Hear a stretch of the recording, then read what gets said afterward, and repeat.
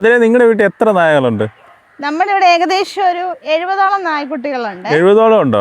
എല്ലാ നാടൻ നായകളാ? എല്ലാം നാടൻ നായകളാണ്. പക്ഷെ ഏകദേശം ഒരു 10ഓളം നമ്മുടെ ഫോറൻ ബ്രീഡും ഉണ്ട്. ഉണ്ടല്ലേ?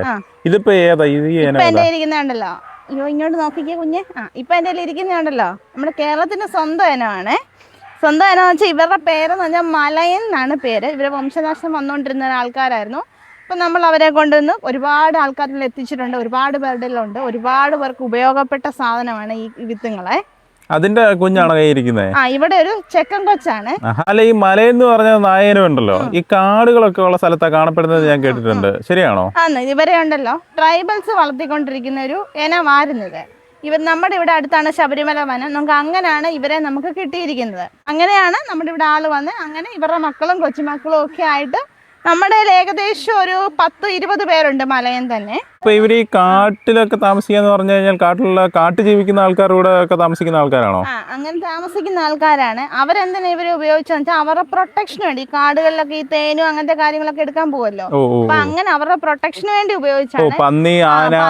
പന്നി, ആന ഇവരുണ്ടല്ലോ ചെറു ജീവജാലങ്ങളോട്, അതായത് വന്യമൃഗങ്ങളോടൊക്കെ ഭയങ്കര അഗ്രഷൻ കാണിക്കുന്ന ആൾക്കാരാണ്. പിന്നെ കാട്ടിൽ താമസിക്കുമ്പോൾ ഈ പന്നിയുടെ ആനയുടെ ഒക്കെ ശല്യം വരും. അവരെ ഓടിക്കുമായിരിക്കും അല്ലേ? അവരെയൊക്കെ ഓടിക്കുകയൊക്കെ ചെയ്യും. പിന്നെ ഇവന്മാരുടെ ഒരു പ്രത്യേകത എന്താണെന്ന് വെച്ചാൽ ഇവന്മാർ 2 പേരുണ്ടെങ്കിലുണ്ടല്ലോ, ഇവന്മാർ 2 പേരും ഒരുപോലെ അഗ്രഷൻ കാണിക്കുന്ന ആൾക്കാരാ. അപ്പൊ ഇത് ഭയങ്കര അഗ്രഷൻ ഒക്കെ ഉണ്ടെന്ന് നിന്റെ അടുത്ത് കളിച്ചു തിരിച്ചാണല്ലോ ഇരിക്കുന്നത്. അതെന്നാന്നറിയാവോ, ഇവന്മാരുടെ ഒരു പ്രത്യേകത വെച്ചാൽ ഇവന്മാർ ഓണറോട്, ഇവരെ ആരാണോ വളർത്തുന്നത് അവരോട് ഇവർക്ക് ഭയങ്കര സ്നേഹമായിരിക്കും കേട്ടോ.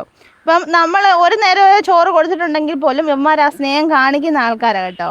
പിന്നെ ഞാൻ മുമ്പേ പറഞ്ഞത് ചെറു ജീവജാലങ്ങളോടൊക്കെ ഭയങ്കര ഇതാണ്. പുറത്തുനിന്ന് ഒരാൾ വന്നാൽ ഇവന്മാർ പെട്ടെന്ന് അലേർട്ടാവുന്ന ആൾക്കാരാണ്. ഇവിടെ ഒരു വല്യമ്മയുണ്ട്. ഇവിടെ ഏകദേശം ഒരു 18 വയസ്സോളം ഉണ്ട്. അവളുടെ ഒരു നേച്ചർ എന്ന് വെച്ചാൽ എങ്ങനെയാണെന്ന് വെച്ചാൽ അവൾക്ക് നമുക്ക് ഫുഡ് കൊണ്ട് കൊടുക്കാം, തിരിച്ച് ആ പാത്രത്തിൽ ഒരു തരി പോലെങ്കിലും ചോറുണ്ടെങ്കിൽ പാത്രം എടുക്കാൻ നമ്മളെ സമ്മതിക്കില്ല, നമുക്ക് കടി കിട്ടിയിരിക്കും. പക്ഷെ ഈ കൊച്ചൊന്നും അങ്ങനെയൊന്നും അല്ല. ഇവള് എനിക്ക് കൂടുതൽ ഒന്നുകൂടെ അറ്റാച്ച്മെന്റ് കൂടുതലുണ്ട് ഇവള് കാണിക്കുന്നുണ്ട്. അതിനപ്പോ എന്തുകൊണ്ടാണ് നിങ്ങൾ ഈ നാടൻ നായകളെ അല്ലെങ്കിൽ ഇതുപോലെ മലയൻ എന്നൊക്കെ പറയുന്ന നായകളെയൊക്കെ എടുത്ത് വളർത്താൻ തുടങ്ങിയത്? നമ്മളെ ആദ്യം തുടക്കകാലം മുതൽ എനിക്കതിന്റെ കൊറോണ സമയം വരെ നമ്മൾ വളർത്തിക്കൊണ്ടിരുന്നത് നമ്മുടെ ഫോറൻ ബ്രീഡുകളെയാണ്. പക്ഷെ അവർക്ക് പെട്ടെന്ന് അസുഖങ്ങളും കാര്യങ്ങളൊക്കെ വരുന്നുണ്ട്. അങ്ങനെയാണ് നമ്മൾ ഇന്ത്യൻ ബ്രീഡിലേക്ക് മാറിയത്. ഇപ്പം ഇവരെ നോക്കുമ്പോൾ എന്നാന്ന് വെച്ചാൽ ഇവർക്ക് രോഗപ്രതിരോധ ശേഷി വളരെയധികം കൂടുതലാണ്. പിന്നെ ഇവന്മാരെ ഒന്ന് വളർത്തിയിട്ടുള്ളവർക്ക് വീണ്ടും വീണ്ടും വളർത്താനുള്ള ഒരു ആഗ്രഹവും കൂടെ വരുന്നുണ്ട്. പിന്നെ നമ്മൾ ഇങ്ങനെ ഓരോ കാര്യങ്ങൾ അതായത് ഇന്ത്യൻ ബ്രീഡിനെ കുറിച്ച് അന്വേഷിച്ചപ്പോൾ ഒരുപാട് നമ്മുടെ നാടുകളിലുള്ളതായാലും പുറത്തുനിന്നുള്ളവരായാലും വംശനാശ ഭീഷണി നേരിടുന്നുണ്ട്. അപ്പോൾ നമ്മുടെ ഒരു പ്രധാന ലക്ഷ്യം എന്നാന്ന് വെച്ചാൽ ഇവന്മാരെ കുറച്ച് ആൾക്കാരിലെങ്കിലും എത്തിക്കുക, ഇവന്മാരുടെ പ്രയോജനങ്ങൾ കുറച്ച് ആൾക്കാരിലെങ്കിലും എത്തിച്ചു കൊടുക്കുക, ഇവന്മാരുടെ വംശം നിലനിർത്തുക എന്നൊരു ഉദ്ദേശത്തോടു കൂടി മാത്രമാണ് നമ്മൾ ഇങ്ങനത്തെ ബ്രീഡുകളെ തിരഞ്ഞെടുത്ത് വളർത്താൻ തുടങ്ങിയത്. ഇവർക്ക് പ്രതിരോധ ശേഷി കൂടുതലാന്ന് പറഞ്ഞു. അപ്പോൾ എത്രത്തോളം നമുക്കത് എക്സ്പെക്ട് ചെയ്യാം?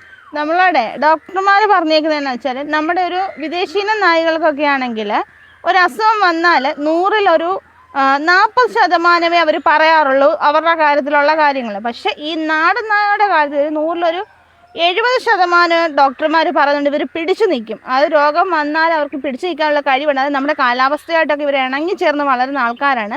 അതുപോലെ ഞാൻ മുമ്പ് പറഞ്ഞാൽ നമ്മുടെ വീട്ടിൽ എന്ത് ഫുഡും കൊടുത്ത് ഇവരെ വളർത്താം. നമുക്ക് വിദേശീയമാകുമ്പോൾ നമുക്ക് സ്പെഷ്യൽ ഫുഡ് കൊടുക്കണം. ഇപ്പോൾ ഒരു ദിവസം ഫുഡ് കൊടുത്തില്ലെങ്കിൽ പോലും അവർ പെട്ടെന്ന് ചൊക്കിപ്പോയി. ഇവർക്ക് ആ ഒരു പ്രശ്നം പോലും വരുന്നില്ല. അപ്പോൾ അതിലെ നിങ്ങൾ ഈ പറയുന്നത് ഇതിപ്പോ നമ്മുടെ ആദിവാസികളൊക്കെ കൊണ്ട് നടക്കുന്ന അല്ലെങ്കിൽ കാട്ടിലൊക്കെ കാണപ്പെടുന്ന ഒരു നായയാണെന്നാണോ?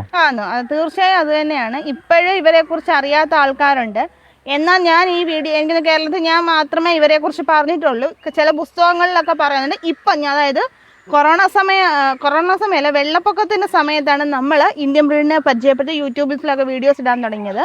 അതിനുശേഷം കുറേ യൂട്യൂബേഴ്സൊക്കെ ഈ മലയനെ കുറിച്ച് സംസാരിക്കാറുണ്ട്. കുറേ പേരുടെ കൈവശം ഉണ്ടെന്ന് പറഞ്ഞ് നമ്മളെ വിളിക്കാറുണ്ട്. കുറേ പേർക്ക് അറിയാതെ പോയിട്ടുണ്ട്. ഇപ്പോഴും ഇത് നമ്മുടെ കാടുകളിലൊക്കെ ഉണ്ടോ? ഇപ്പോഴും ഉണ്ട്. ഇപ്പോഴും കേരളത്തിലെ പല ആൾക്കാരുടെയിലും ഉണ്ട്. പിന്നെ നമുക്കൊരു മെയിൻ കാര്യം എടുത്തു പറയാനുള്ളത് വെച്ചാൽ കേരളത്തിലെ ബ്രീഡ് ആയതുകൊണ്ട് മാത്രം തമിഴ്നാട്ടിൽ നിന്ന് ആൾക്കാർ വന്ന് ഇവരെ കൊണ്ടുപോകാൻ തയ്യാറാവുന്നുണ്ട്. അവർ വളർത്തി അവർക്ക് നല്ല റിസൾട്ട് കിട്ടിയെന്നും പറഞ്ഞ് പിന്നെയും ഇവരെ വളർത്താൻ നമ്മുടെ ആവശ്യപ്പെടുന്ന ആൾക്കാരും ഉണ്ട്. സത്യം പറഞ്ഞാൽ നമ്മുടെ കേരളത്തിലെ ആൾക്കാർക്കേ ഉള്ളൂ ഇതിനോടൊരു പുച്ഛമല്ലേ? അതെ, കേരളത്തിലെ ആൾക്കാർ നാടൻ ബ്രീഡ് ഇവന്മാരെ മാത്രമല്ല നമ്മുടെ മറ്റൊരുപാട് നാടൻ ബ്രീഡുകളുണ്ട്. അപ്പം ആദ്യമൊക്കെ ഞാൻ വീഡിയോ ഇടുമ്പോൾ ഒരുപാട് നെഗറ്റീവ്സ് വരാറുണ്ടായിരുന്നു. നാടൻ പട്ടിയില്ലേ, നാണമില്ല, ഇങ്ങനത്തെ പട്ടി എടുത്ത് വളർത്താൻ, അങ്ങനത്തെ രീതിയിലൊക്കെ. നാടൻ പട്ടി എന്ന് പറയുമ്പോൾ എല്ലാവരുടെയും വിചാരം ഈ തെരുവിൽ കൂടെ നടക്കുന്ന തെരുവ് പട്ടി ആ ഒരു ഇതേ ഉള്ളൂ. പക്ഷേ ഇപ്പോൾ അതിൽ നിന്ന് ഒരുപാട് മാറ്റങ്ങൾ വന്നിട്ടുണ്ട്. ഒരുപാട് ആൾക്കാർ നാടൻ പട്ടികളെ അന്വേഷിച്ച് നാടൻ ബ്രീഡുകളെ വളർത്താൻ ശ്രമിക്കുന്നുണ്ട്. കുഞ്ഞു വന്നടാ, ഇനി വന്നേ. നാടൻ ബ്രീഡുകളെ വളർത്താൻ ശ്രമിക്കുന്നുണ്ട്. വളർത്തി നല്ല റിസൾട്ട് കിട്ടിയവരുണ്ട്. ഇപ്പോഴും ഒരുപാട് എനിക്കറിയാത്ത നാടൻ ഇനങ്ങളെക്കുറിച്ചും സംസാരിക്കാൻ നമ്മളെ ഒരുപാട് ആൾക്കാർ വിളിക്കാറുമുണ്ട് കേട്ടോ.